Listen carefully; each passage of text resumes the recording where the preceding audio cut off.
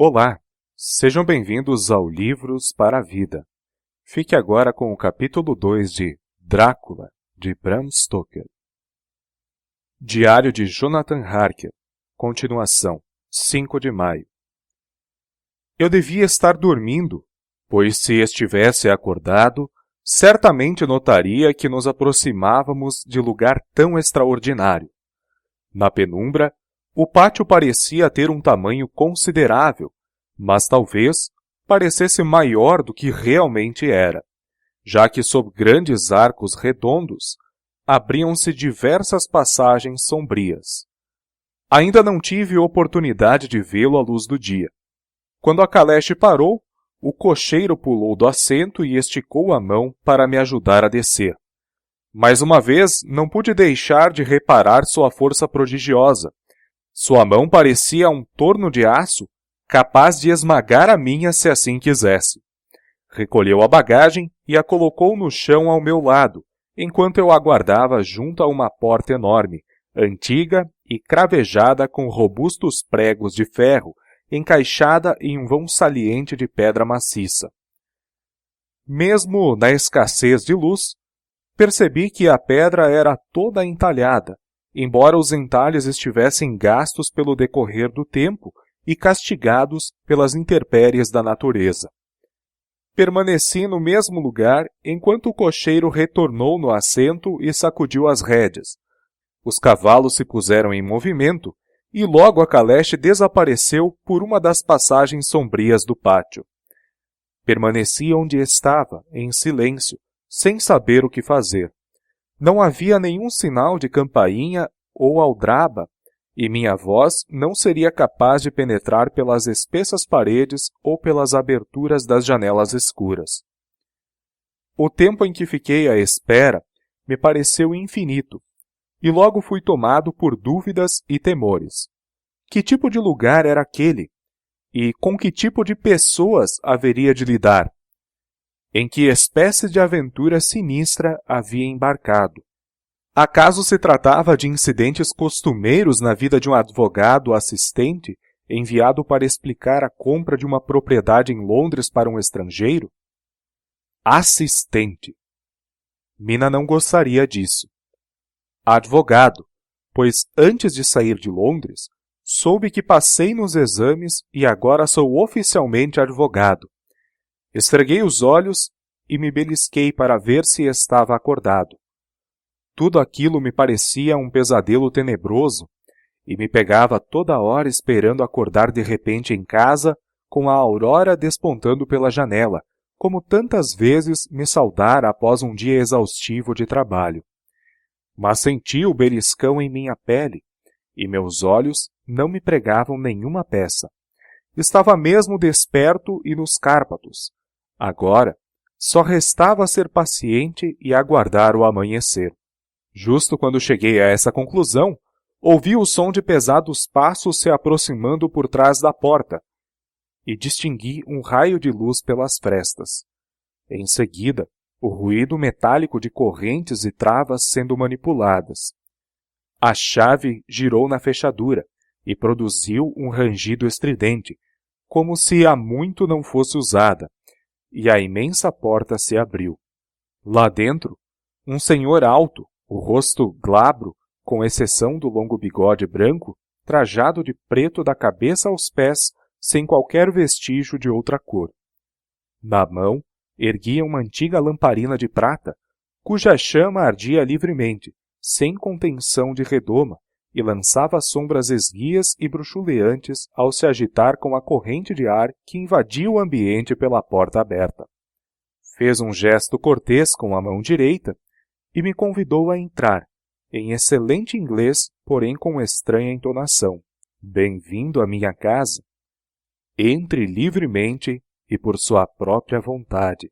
Não fez menção de vir ao meu encontro, só permaneceu parado como estátua, como se seu gesto de acolhida o tivesse transformado em pedra.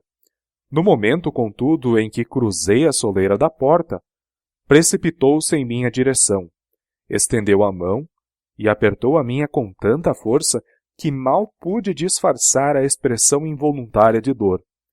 Também me surpreendi por estar fria como gelo, dando a impressão de que cumprimentei um cadáver e não um ser vivo. Ele então repetiu: Bem-vindo à minha casa. Entre livremente.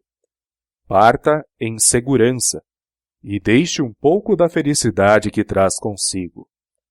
A força do aperto de mão era tão semelhante à do cocheiro, cujo rosto não havia visto, que por um instante suspeitei falar com a mesma pessoa.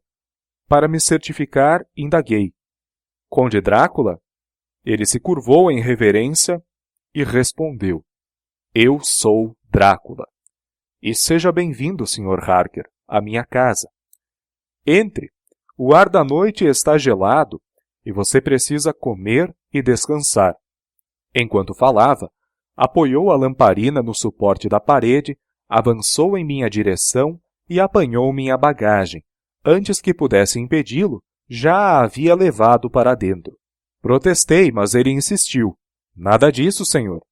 Você é meu convidado. Está tarde e meus empregados não estão disponíveis. Deixe-me providenciar seu conforto. Ele insistiu em carregar meus pertences pelo corredor, depois por uma grande escada em espiral e em seguida por outro corredor, em cujo assoalho de pedra nossos passos ecoaram ruidosamente. Por fim, abriu pesada a porta e foi com satisfação que vi, no interior do cômodo bem iluminado, a mesa posta para a ceia e majestosa lareira, onde a lenha crepitava fulgurante. O conde estacou, pousou a bagagem no chão e fechou a porta. Atravessou o cômodo e abriu outra porta que dava para um pequeno aposento octogonal, iluminado por uma única lâmpada e aparentemente sem janelas. Passando pelo cômodo, abriu outra porta e fez um gesto para que eu entrasse. Era uma visão acolhedora, quarto amplo, bem iluminado e aquecido por outra lareira. Lenha recém-colocada, pois as toras eram novinhas, que emitiam um ruído oco na larga chaminé. O conde deixou a minha bagagem no quarto e saiu, mas acrescentou antes de fechar a porta: Você precisa, após sua viagem, fazer a toilette para se recompor. Creio que encontrará tudo o que deseja. Quando estiver pronto, dirija-se ao cômodo ao lado. Sua ceia já está preparada. A claridade, o agradável calor do ambiente e a acolhida cortês do conde pareciam ter dissipado minhas dúvidas e temores. De volta ao meu estado normal, descobri que estava faminto. Apressando-me na toilette, dirigi-me ao aposento contíguo. A ceia já estava posta. Meu anfitrião, recostado em um dos cantos da grande lareira, fez um gesto gracioso em direção à mesa e disse: Por favor, sente-se e coma o quanto quiser. Perdoe-me por não acompanhá-lo, mas já jantei e não costumo cear. Entreguei-lhe a carta lacrada que o Sr. Hawkins me confiara. Ele a abriu e leu com expressão séria. Depois, com sorriso simpático, entregou-a para que a lesse também. Um trecho em particular me deixou bastante contente. Infelizmente, uma crise de gota, enfermidade da qual padeço com frequência, me impede de viajar por tempo indeterminado. Mas estou feliz por enviar um bom substituto em meu lugar, em quem tenho confiança absoluta. Trata-se de um jovem rapaz cheio de energia e talento, muito leal. É discreto, calado e trabalha para mim desde muito novo. Estará a postos para atendê-lo quando precisar e obedecerá às suas instruções em todos os assuntos. O conde se aproximou e ergueu o cloche do prato. Era uma deliciosa galinha assada, que devorei de imediato, com queijo e salada. Isso, acompanhado de 2 taças de um velho Tokay, foi minha ceia. Enquanto eu comia, o conde fez várias perguntas sobre a viagem e fui aos poucos contando minhas experiências. A essa altura, ao terminar a ceia, satisfiz a vontade do meu anfitrião e puxei uma cadeira para perto do lume. Acendi o charuto que me ofereceu, desculpando-se por não fumar. Tive então oportunidade para observá-lo e notei que sua fisionomia era bastante peculiar. Seu rosto tinha uma característica aquilina, bem pronunciada, com nariz afilado e narinas arqueadas. A testa era alta, abaulada, cabelo escasso ao redor das têmporas, mas profuso no resto da cabeça. As sobrancelhas muito espessas quase se uniam sobre o nariz. Os fios grossos e compridos pareciam formar um emaranhado de pelos. A boca, até onde pude ver por trás do farto bigode, era rija e de aparência um tanto cruel. Os dentes brancos, estranhamente afiados, projetavam-se sobre os lábios, cujo tom escarlate denotava vitalidade extraordinária para homem de sua idade. As orelhas eram pálidas e bastante pontiagudas, o queixo largo e forte, as faces firmes, embora magras. O efeito geral era de lividez excepcional. Até então, eu havia notado apenas o dorso de suas mãos, que, apoiadas sobre os joelhos diante da lareira, me pareceram brancas e delicadas. Porém, mais de perto, não pude deixar de reparar que eram um tanto quanto ásperas, largas e de dedos curtos e achatados. E o mais estranho, havia pelos no centro de suas palmas. As unhas eram compridas, finas e afiadas. Quando o conde se inclinou sobre mim, tocando-me com ambas as mãos, não consegui conter um calafrio. Talvez tenha sido seu hálito rançoso. Sei apenas que fui tomado por terrível náusea, que por mais que tentasse, não consegui disfarçar. O conde, de certo, notou minha reação. Recuou e, com um sorriso um tanto lúgubre, que exibiu de forma ostensiva seus dentes protuberantes, tornou a se sentar defronte da lareira do lado oposto ao meu. Ficamos alguns minutos em silêncio, e ao olhar na direção da janela, notei os primeiros raios anunciarem a aurora. Uma estranha quietude pairava sobre tudo, mas apurando meus ouvidos, distingui uivos de vários lobos do vale lá embaixo. Os olhos do conde se iluminaram, e ele disse: "Ouça-os, os filhos da noite." Que melodia! Suponho que tenha notado a perplexidade em meu rosto, pois logo acrescentou: "Ah, senhor, vocês, habitantes das cidades, não conseguem compreender os sentimentos de um caçador." Erguendo-se, disse: "Mas você deve estar cansado. Seu quarto está pronto, e amanhã durma até a hora que quiser. Preciso me ausentar e retorno apenas à noite. Então, durma bem e tenha bons sonhos."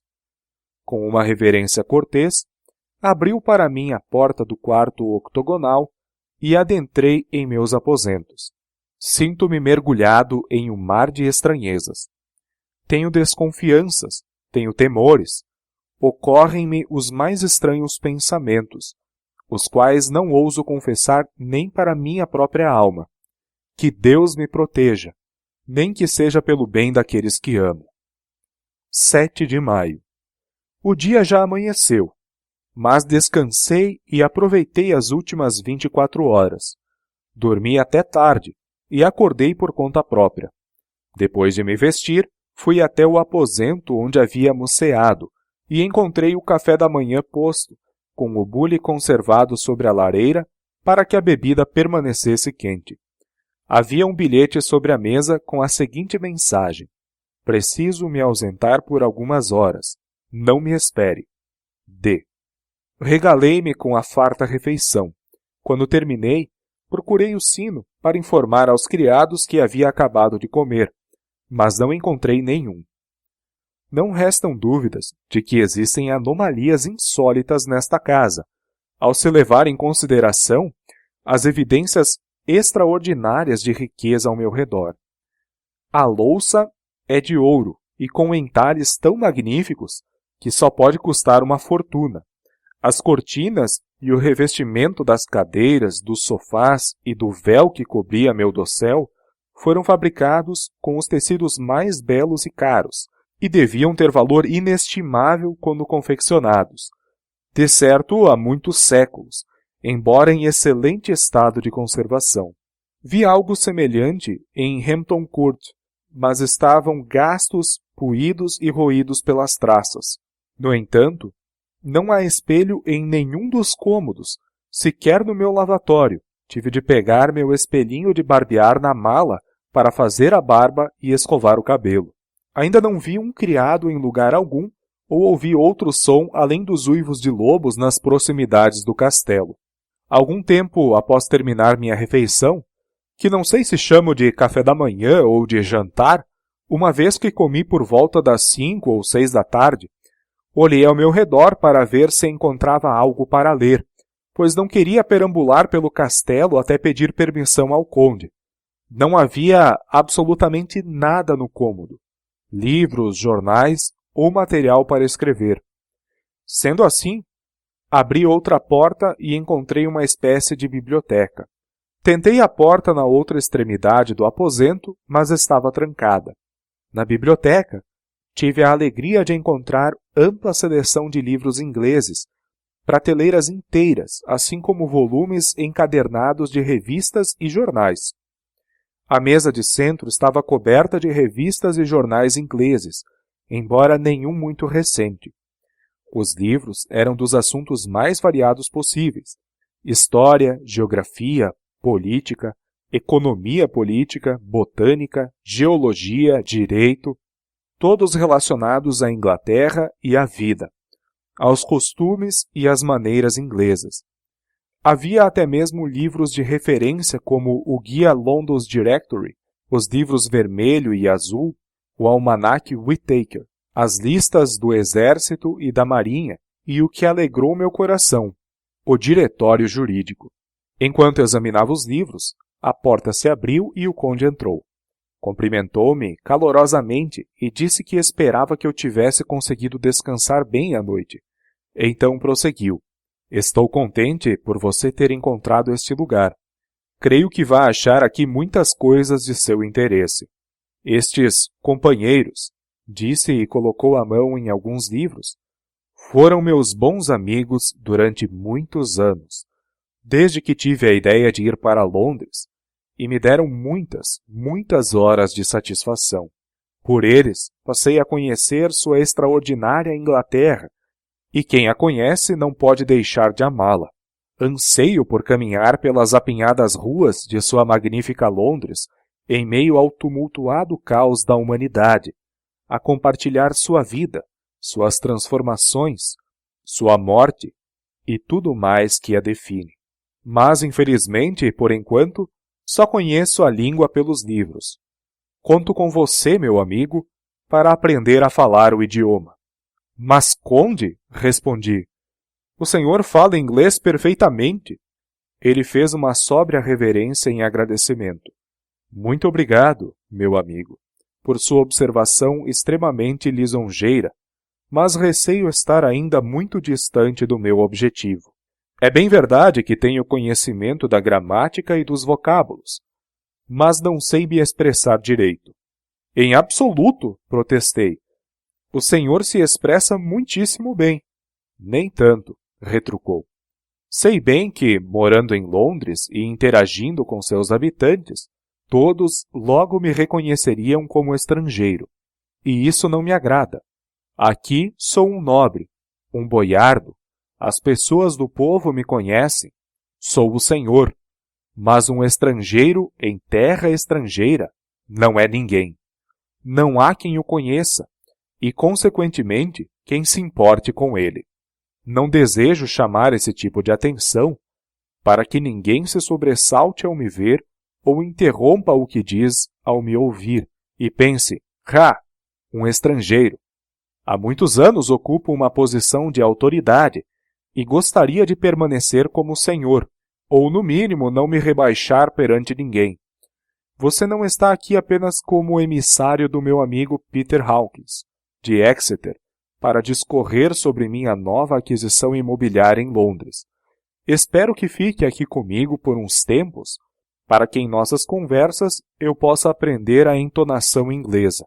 Gostaria também que me corrigisse sempre que cometer um erro, mesmo o mais insignificante em minha fala. Lamento por ter me ausentado por tantas horas hoje, mas você há de perdoar alguém como eu, com tantos assuntos importantes para resolver. Eu, obviamente, manifestei minha disposição em ajudá-lo no que fosse possível e aproveitei para perguntar se poderia frequentar sua biblioteca. Ele respondeu, sim, é claro, mas acrescentou, você pode frequentar todo o castelo à vontade, exceto os aposentos trancados à chave, onde não creio que vá querer perscrutar. Há um motivo para que as coisas sejam como são, e se você visse o que vejo e soubesse o que sei, talvez entendesse melhor. Concordei com ele que continuou, estamos na Transilvânia, e na Transilvânia não é a Inglaterra. Nossos costumes são diferentes dos seus, e de certo, muitas coisas parecerão estranhas aos seus olhos. Ora, pelo que me contou de suas experiências até aqui, sabe do que falo quando me refiro a tais estranhezas. O assunto rendeu, e como era evidente que ele queria falar, nem que fosse pelo simples prazer da conversação, aproveitei o ensejo para lhe fazer várias perguntas sobre o que acontecera comigo na viagem e os demais mistérios que vinha observando. Às vezes ele desconversava ou mudava de assunto, fingindo não entender o que eu dizia, mas de modo geral respondeu todas as minhas perguntas com bastante franqueza. Com o passar das horas, fui ganhando coragem e perguntei sobre alguns acontecimentos estranhos da noite anterior. Por exemplo, por que sempre que avistávamos as chamas azuladas, o cocheiro parava e corria até o local? Era mesmo verdade que apontavam áreas onde havia um tesouro escondido? Então me explicou que se tratava de uma crença antiga. Acreditava-se que em determinada noite do ano, justamente a noite passada, quando supostamente os maus espíritos tomavam conta do mundo dos vivos, surgia uma chama azul sobre os locais onde algum tesouro estava enterrado. Não duvido que tenham escondido tesouros, prosseguiu ele, na região que você viajou ontem à noite, pois aquele território foi disputado durante séculos por valáquios, saxões e turcos. Na verdade, em toda essa região é raro encontrar um palmo de terra que não tenha sido encharcado pelo sangue de patriotas e invasores. Antigamente, a paz era uma raridade. Hordas de austríacos e húngaros invadiam essas terras e os patriotas iam indômitos ao seu encontro, homens e mulheres, velhos e crianças, esperando que passassem sob os desfiladeiros para destruí-los com avalanches artificiais. Quando o invasor obtinha algum êxito, encontrava bem pouco, pois tudo o que havia para roubar já tinha sido enterrado sob a cúmplice proteção do nosso solo. Mas se existe indicador tão preciso para quem quiser se dar ao trabalho de encontrá-los, como pode tais tesouros estar escondidos ainda hoje? O conde sorriu, revelando os seus estranhos caninos compridos e pontiagudos, e respondeu, porque os camponeses são, no fundo, covardes e tolos. As chamas só aparecem em uma única noite, e justamente nessa noite, ninguém nessas terras, se puder evitar, vai pisar fora de casa. E, meu caro, mesmo que se aventurassem, não saberiam por onde começar.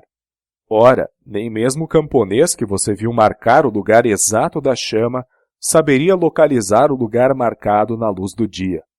Acho que você mesmo também não conseguiria, não é verdade? Tem razão, concordei. Seriam tão invisíveis para mim quanto um fantasma. Logo em seguida mudamos de assunto. Agora, disse por fim, conte-me sobre Londres e sobre a casa que adquiriu para mim. Pedi desculpas pela minha negligência e fui até meu quarto para buscar os documentos na mala. Enquanto arrumava os papéis, ouvi tilintar de louça e talheres no cômodo ao lado, e quando o atravessei, notei que haviam limpado a mesa e acendido a lamparina, pois àquela altura já era noite fechada. O aposento, que fazia às vezes de escritório e biblioteca, também já estava iluminado, e encontrei o conde deitado no sofá lendo, por incrível que pareça, o Guia Bradshaw inglês, que tem horários de trem. Logo que entrei, removeu livros e papéis da mesa, e juntos examinamos plantas, escrituras e cálculos de todos os tipos. Estava interessado em todos os detalhes e me fez uma infinidade de perguntas sobre o lugar e seus arredores. Ele claramente havia estudado com antecedência tudo o que podia sobre a vizinhança, e no fim das contas, mostrou saber até mais do que eu sobre o assunto. Quando comentei isso, retrucou: "Ora, meu amigo, mas não é fundamental que eu saiba? Quando me mudar para lá, estarei sozinho, e meu amigo Harker Jonathan, não, desculpe-me, é o hábito do meu país colocar o sobrenome primeiro, meu amigo Jonathan Harker não estará do meu lado para me corrigir e me ajudar. Estará em Exeter, a quilômetros de distância, provavelmente cuidando de sua papelada jurídica com meu outro amigo, Peter Hawkins. Então, examinamos minuciosamente a compra da propriedade em Purfleet. Expliquei todos os detalhes e ele assinou os documentos necessários. Para acompanhá-los, escrevi uma carta para o Sr. Hawkins, a ser postada o quanto antes. O conde então quis saber como foi que encontrei um local tão de acordo com seus desejos. Li as anotações que fiz na época copiadas abaixo. Em Purfleet, numa via secundária, encontrei o lugar que parece preencher os requisitos solicitados. Uma placa dilapidada anunciava que o local estava à venda. A propriedade, que carece de reparos há muitos anos, é cercada por muro alto de estrutura antiga, construído com rochas maciças. Os portões são de velha madeira de carvalho e ferro e estão bastante enferrujados. A propriedade chama-se Carfax, sem dúvida corruptela do francês Quatre Faces, assim batizada por sua estrutura quadrilátera, em consonância com os pontos cardeais. A área completa tem aproximadamente 8 hectares, cercada pelo sólido muro acima mencionado. Na parte externa, a abundância de árvores torna o lugar escuro em alguns recantos. Há também um tanque ou lago profundo e sombrio, de certo alimentado por fonte, pois a água é límpida e flui em torrente considerável. A casa é bem grande e parece datar do período medieval, com uma parte construída em blocos robustos de pedra. Possui escassas janelas altas, protegidas por grossas grades de ferro. Parece ter sido parte da fortaleza, e é contígua a uma antiga capela. Não consegui entrar, pois não tinha a chave da porta que a conecta com a casa, mas com a minha Kodak, aproveitei para fotografá-la de vários ângulos. A casa parece ter sido ampliada ao longo dos anos, porém os anexos foram acrescentados de maneira um tanto irregular, e não sei precisar ao certo a área total construída, que deve ser bem extensa. Há poucas casas ao redor, sendo uma delas a mansão nova, transformada em manicômio particular, que não é possível avistar da propriedade. Quando terminei minha leitura, ele disse: "Fico feliz por ser antiquada e espaçosa. Venho de uma família muito antiga, e morar em uma casa moderna seria a morte para mim. Uma casa não se torna seu lar em apenas um dia, e são necessários vários deles para compor um século. Agrada-me também que possua uma velha capela. Nós, nobres da Transilvânia, não gostamos de imaginar que nossos restos mortais serão dispostos em meio aos mortos comuns. Não busco diversão ou distração, nem o prazer fulgurante do sol ou o brilho cintilante das águas que agradam os mais jovens e bem-humorados. Não sou mais jovem, e meu coração, após exaustivos anos de luto pelos mortos, não pulsa mais com alegria. Os muros do meu castelo estão destruídos. Vivo cercado por múltiplas sombras, e o vento sopra gélido pelas ameias e janelas quebradas. Gosto da penumbra. Gosto da atmosfera sombria e desejo, sempre que possível, ficar a sós com meus pensamentos. Não sei explicar o motivo, mas suas palavras não pareciam em sintonia com sua expressão. Ou talvez fosse apenas sua fisionomia que tendia a tornar seu sorriso cruel e soturno. Desculpou-se e saiu, pedindo que eu organizasse os documentos. Como não regressou de imediato, pus-me a examinar alguns dos livros ao redor. Um deles era um atlas, obviamente aberto no mapa da Inglaterra, dando a impressão de ter sido folheado à exaustão. Ao observá-lo, notei que estava marcado em determinados lugares com pequenos círculos. Um destacava o ponto próximo à região leste de Londres, onde ficava situada sua nova casa.